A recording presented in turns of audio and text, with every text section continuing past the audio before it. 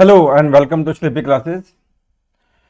Data sufficiency ये बहुत परेशान करता है स्टूडेंट्स को एग्जाम में, क्योंकि ये आपके दिमाग से खेलता है। तो आज हम इसका सही तरीका सीखेंगे कि इसको सही तरीके से अप्रोच क्या करनी है। तो इस सेशन में हम इसका एक पूरा अलगो देखेंगे कि किस अलगो से हमें इसको अप्रोच करना है। तो सबसे पहले एक छोटा सा क्वेश्चन से शुरू करते हैं।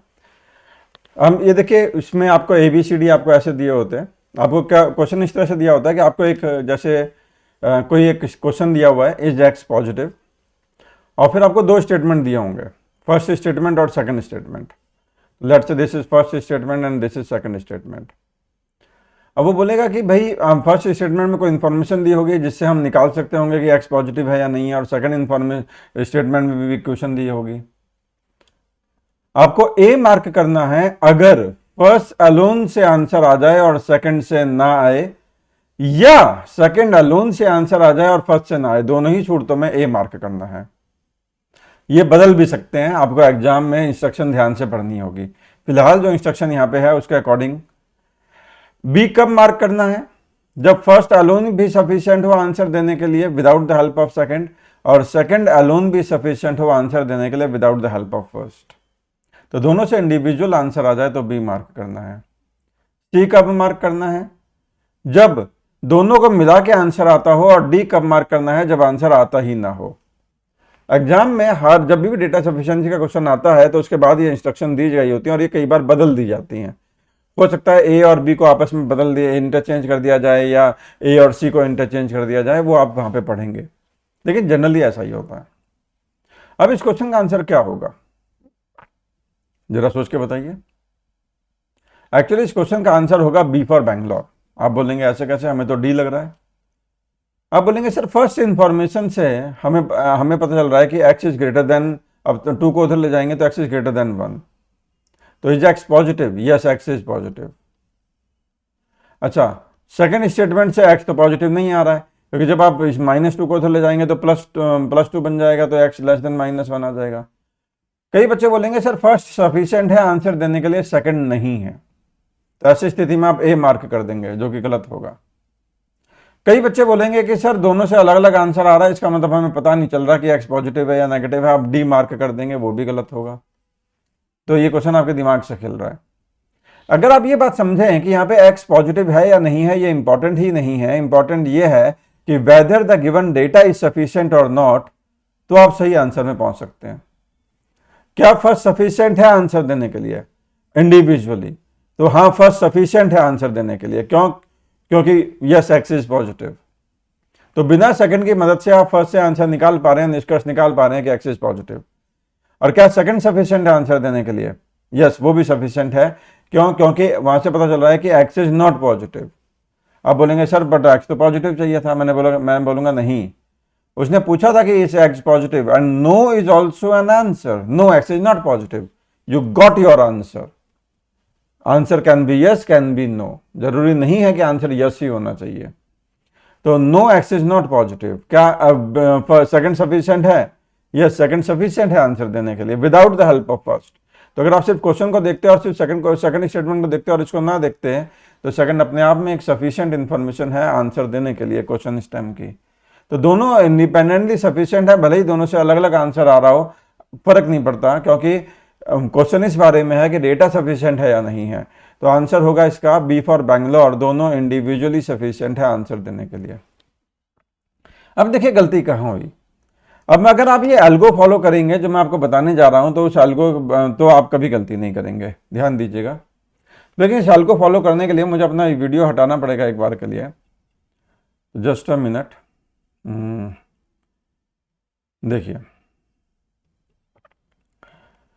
देखिए क्या करना है कि आप जब पहले क्वेश्चन स्टेम को पढ़ेंगे और सिर्फ फर्स्ट स्टेटमेंट को पढ़ेंगे, तो सिर्फ फर्स्ट स्टेटमेंट को पढ़िए, सेकंड स्टेटमेंट को एक सांस में मत पढ़िए, क्योंकि हमारा दिमाग दोनों की इंफॉर्मेशन को मिला देता है, फिर हम उनको इंडिविजुअली जज नहीं कर पाते। तो अपने आप से पूछिए is first sufficient to answer the question. Answer होगा या तो यस या नो। दोनों ही सूरतों में आप क्या करेंगे, जो सबसे कठिन काम आने वाला है, आप फर्स्ट स्टेटमेंट को भूल जाएंगे और सिर्फ सेकंड स्टेटमेंट पे ध्यान देंगे। ये कठिन इसलिए है क्योंकि आप फर्स्ट पढ़ चुके हैं, आपको उसकी इंफॉर्मेशन को भूलना पड़ेगा। तो सिर्फ क्वेश्चन और सेकंड स्टेटमेंट को देखना है, is second statement alone sufficient. दोनों ही शर्तों में, चाहे फर्स्ट सफिशिएंट था चाहे नहीं था, आंसर होगा यस। और तो अगर मान लो फर्स्ट भी सफिशिएंट है, सेकंड भी सफिशिएंट है इंडिविजुअली, तो आप अभी जो मैंने केसेस बताए थे उसके अकॉर्डिंग बी मार्क कर देंगे। एग्जाम में हो सकता है वो ABCD बदल जाए। फर्स्ट सफिशिएंट है बट सेकंड नहीं है, तो कोई भी एक इंडिविजुअली सफिशिएंट है, दूसरा नहीं है इंडिविजुअली, तो ए मार्क करना है। फर्स्ट सफिशिएंट नहीं है और सेकंड सफिशिएंट है इंडिविजुअली, तभी भी ए मार्क करना है, according to what I give to you. वो स्टैंडर्ड होता है, बाकी बदलते रहते हैं। अगर फर्स्ट भी सफिशिएंट नहीं है, सेकंड भी सफिशिएंट नहीं है, तो फिर आप दोनों के इंफॉर्मेशन को अब जाके मिलाएंगे। देखो आपका दिमाग पहले ही मिला देता है इंफॉर्मेशन को। अब आप अपने आप से पूछेंगे कि क्या ये दोनों मिला के सफिशिएंट हैं। अगर हैं तो आप सी मार्क कर देंगे, अगर मिला के भी आंसर नहीं आ रहा है तो डी मार्क कर देंगे। अब अगर आपने ये एल्गो फॉलो करा तो आप डेटा सफिशिएंसी का आंसर सही दे पाएंगे, वरना ये आपके दिमाग से खेलेगा और आप गलत आंसर में पहुंचेंगे। तो चलो देखते हैं कुछ और क्वेश्चंस। ओके, तो हम अगले क्वेश्चन में आते हैं। तो ये तो एल्गो हमने देख लिया। अब ये क्वेश्चन में आते हैं।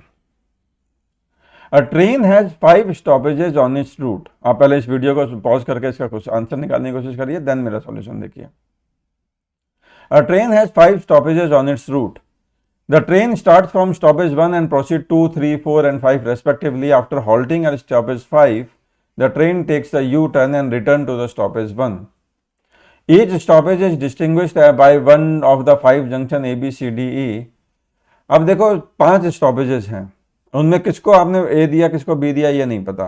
तो ट्रेन 1 से चली, फिर 2 पे गई, फिर 3 पे गई, फिर 4 पे गई, फिर 5 पे गई, और फिर वो लौट कर भी आई। तो ट्रेन गई और लौट कर भी आई, ऐसे गई और लौट कर भी आई। अब क्वेश्चन ये है कि ए बी, आपने इनको ABCDE 5 नाम दिया है, किसको ए दिया है किसको बी दिया है पता नहीं है, यही तो निकालना है। आपसे पूछा हुआ है कि स्टॉपेज 3 कौन सा होगा, स्टॉपेज 3 कौन सा होगा। अब मैं फर्स्ट स्टेटमेंट को पढ़ूंगा, सेकंड को नहीं पढ़ूंगा और मैं आंसर देने की कोशिश करूंगा। तो हमें स्टॉपेज 3 निकालना है। तो station 1, station 2, station 3, station 4, station 5। तो ट्रेन 1 से 5 तक जा रही है, फिर लौट कर आ रही है, ऐसे जा रही है फिर लौट कर आ रही है। पहला स्टेटमेंट बोल रहा है the junction C is immediately before B। तो जब ट्रेन 1 से लेकर 5 तक मूव कर रही है, तो जब ट्रेन जा रही है तो C B से पहले आता है, तो C जस्ट B से पहले आता है। तो इससे तो मुझे पता चलेगा नहीं स्टॉपेज 3 कौन सा है। तो फर्स्ट इंडिपेंडेंटली इनसफिशिएंट है आंसर देने के लिए। अब जब फर्स्ट इनसफिशिएंट है तो मैं फर्स्ट को भूल जाऊंगा और मैं सिर्फ सेकंड पर ध्यान दूंगा। तो सेकंड बोलेगा there are 2 junction between A and D। A और D के बीच में 2 जंक्शन है जहां पे A एंड में नहीं है। अब इससे मुझे पता तो इससे भी नहीं चल रहा, क्योंकि A एंड में नहीं है और A और D के बीच में 2 जंक्शन है, तो स्टॉपेज 3 कौन सा होगा मुझे क्या पता। तो दोनों से पता नहीं चला, मैं दोनों की इंफॉर्मेशन को मिला देता हूं। तो जाते समय C जस्ट B से पहले आता है, ये पहले ने बोला था, और दूसरे स्टेटमेंट बोल रहा है कि A D से पहले आता है। अब ये नहीं बोला कि जाते समय या आते समय, ये इंपॉर्टेंट बात है, छोटी छोटी बातों पर ध्यान देना है। तो अब क्या क्या हो सकता है, तो अब ये हो सकता है, देखो 1, 2, 3, 4, 5। A D से पहले आता है और A एंड में, A और D के बीच में 2 जंक्शन है और A एंड में नहीं है, तो हो सकता है A यहां हो और D यहां हो। A और D के बीच में 2 जंक्शन हो गए, A एंड में नहीं है। दूसरी स्थिति ये हो सकती है कि A यहां हो और D यहां हो, तभी भी A और D के बीच में 2 जंक्शन है और A एंड में नहीं है। क्योंकि मजेदार बात यह है कि ये नहीं बोल रहा कि जाते समय या आते समय। अब C और B हम इसी ऑर्डर में आएंगे, तो पहले केस में C यहाँ आएगा, B यहाँ आएगा, अब बचा हुआ E यहाँ आ जाएगा, और दूसरे केस में C यहाँ आएगा, B यहाँ आएगा और E यहाँ आ जाएगा। तो थर्ड स्टेशन कौन सा होगा, C भी हो सकता है, B भी हो सकता है, 2 केसेस बन रहे हैं। तो इस क्वेश्चन का आंसर होगा D फॉर दिल्ली। क्यों? क्योंकि आंसर मिला के भी नहीं आ रहा है। मैं आपको एक बार ABCD दिखा देता हूँ। तो ABCD जो थे हमारे वो ये थे। ए कब मार्क करना है? जब फर्स्ट से आंसर आए सेकंड से ना आए, या सेकंड से आए फर्स्ट से ना आए। बी कब मार्क करना है? जब दोनों से इंडिविजुअली आंसर आता हो, इंडिपेंडेंटली। सी कब मार्क करना है? जब दोनों को मिला के आंसर आता हो। डी कब मारना है? जब आंसर आए ही ना। तो इस क्वेश्चन का आंसर हो जाएगा डी फॉर दिल्ली। अभी आंसर मिला के भी नहीं आया। एक क्वेश्चन और करते हैं। क्वेश्चन नंबर 2, आपको बोला हुआ है कि what is the value of P given that P Q R 3 distinct positive integers. P Q R 3 distinct positive integers हैं, तो पी की वैल्यू क्या होगी? सिर्फ फर्स्ट स्टेटमेंट को पढ़ेंगे, सेकंड को नहीं पढ़ेंगे। हमारा दिमाग दोनों को मिला देता है, हम इंडिविजुअली उनको जज नहीं कर पाते।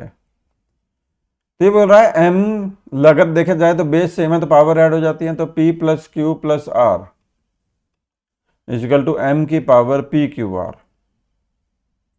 अब बेस सेम है तो P can equate the power, तो इसका मतलब P plus q plus r equal to P q r. क्या P मिला? आप बोलेंगे नहीं मिला।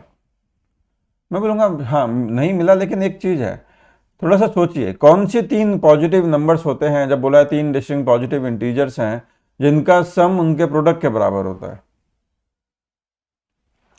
सिर्फ 1 2 3 ही होते हैं।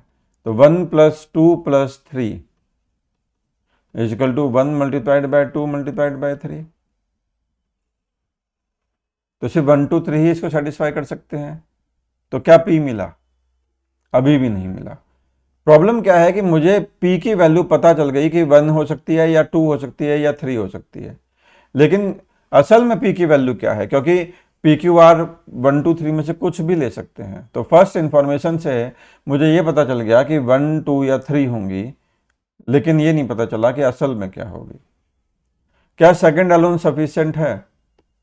सेकंड अलोन तो अपने आप में सफिशिएंट नहीं दिखाई दे रहा है, क्योंकि सिर्फ इस बात से पता लगाना कि इस बात से कि सिर्फ पी क्यू से बड़ा है, क्यू आर से बड़ा है, सिर्फ इससे पता नहीं चलेगा कि दोनों पी की वैल्यू क्या है। लेकिन हाँ, दोनों की इंफॉर्मेशन को मिला दिया जाए तो अगर पी क्यू से बड़ा है और क्यू आर से बड़ा है तो पी पक्का 3 होगा, क्यू 2 होगा और आर 1 होगा। तो तब फर्स्ट भी सेटिस्फाई और सेकंड भी सेटिस्फाई, तो इसका मतलब पी की वैल्यू 3 आ गई, पता चल गया। तो दोनों को मिला के आंसर आया है, तो इस क्वेश्चन का आंसर मैं मार्क करूंगा सी फॉर कैलकाटा। अग्रीड। एक क्वेश्चन और देखते हैं। The product of 3 natural number x y z, इसको पहले आप पॉज कर लीजिए, फिर सॉल्यूशन निकालने की कोशिश करिए, फिर मेरा सॉल्यूशन देखिए। The product of 3 natural number x y z is 30। What is x plus y plus z? चलो देखते हैं। पर अभी सेकंड इंफॉर्मेशन को नहीं पढ़ते। None of the x y z is a prime. इनमें से कोई भी प्राइम नहीं है। क्या इससे आंसर मिलेगा? मैक्सिमम ऑफ यूज से कि नहीं मिलेगा सर। मैं बोलूंगा मिल जाएगा। मैं बताता हूं कैसे। उसने बोला x y z 3 natural numbers हैं, उनका प्रोडक्ट है 30। तो मैं बोलूंगा क्या क्या संभावना हो सकती है? तो ये हो सकता है 1 इंटू 2 इंटू 1 इंटू 30। भाई अगर फर्स्ट को देखो तो 1 इंटू 1 इंटू 30। दूसरी हो सकती है 1 इंटू 2 इंटू 15। दो और कैसे बन सकता है 30? 1 into 3 into 10, 1 into 5 into 6, 1 into और 1 से तो नहीं बन रहा है लगता है। अब ये बन जाएगा 2 इंटू 3 इंटू 5।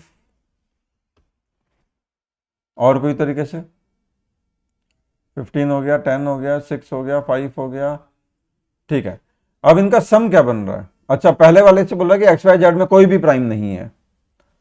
है कोई केस ऐसा जिसमें कोई भी प्राइम नहीं है? बिल्कुल है, एक ही केस है ये वाला। इस केस में कोई भी प्राइम नहीं है, 1 प्राइम नंबर नहीं होता है। तो इसका मतलब x plus y plus z मिल गया, क्योंकि मुझे एक्स वाई जेड मिल गए। तो 1 प्लस 1 प्लस 1, 1 प्लस 1 प्लस 30, 32। तो first is sufficient to answer the question. तो फर्स्ट सफिशिएंट है आंसर देने के लिए। अब फर्स्ट सफिशिएंट है आंसर देने के लिए, तो मेरा आंसर या तो ए होगा या बी होगा, सी और डी हो ही नहीं सकता। अब मैं सेकंड को देखूंगा, क्या सेकंड इंडिपेंडेंटली सफिशिएंट है? ये बोल रहा है x plus y plus z 4 से डिविजिबल है। अब x plus y plus z 4 से डिविजिबल है। अब यहाँ पे 32 बन रहा है, यहाँ पे 15 और 2 17 और 1 18 बन रहा है, यहाँ पे 14 बन रहा है, यहाँ पे 11 बन रहा है और यहाँ पे सॉरी यहाँ पे 12 बन रहा है और यहाँ पे 10 बन रहा है। अब दो स्थितियां हैं, एक ये वाली स्थिति और एक ये वाली स्थिति, दोनों ही सूरतों में x plus y plus z 4 से डिविजिबल है। तो यहाँ पे क्या इससे आंसर आ रहा है? नहीं आ रहा है, क्योंकि यहाँ पे x y z 1 1 30 भी हो सकते हैं और 1 5 6 भी हो सकते हैं। तो x plus y plus z की वैल्यू क्या होगी मुझे नहीं पता, क्योंकि मैं मल्टीपल आंसर मुझे मिल रहे हैं। तो रूल क्या है? Answer should be unique. तो second is not sufficient to answer the question, क्योंकि वो मल्टीपल आंसर दे रहा है। First is sufficient to answer the question, तो आंसर हो जाएगा इस क्वेश्चन का ए फॉर अहमदाबाद। एग्रीड। तो दो क्वेश्चन मैं आपको देता हूं करने के लिए, मुझे बताइएगा उसमें चैट बॉक्स में नीचे कमेंट्स में कि आंसर क्या है। तो question number 4 answer A B C या डी क्या है, और question number 5 answer A B C या डी क्या है। That's all from my side today. Thank you for attending the session. Bye bye.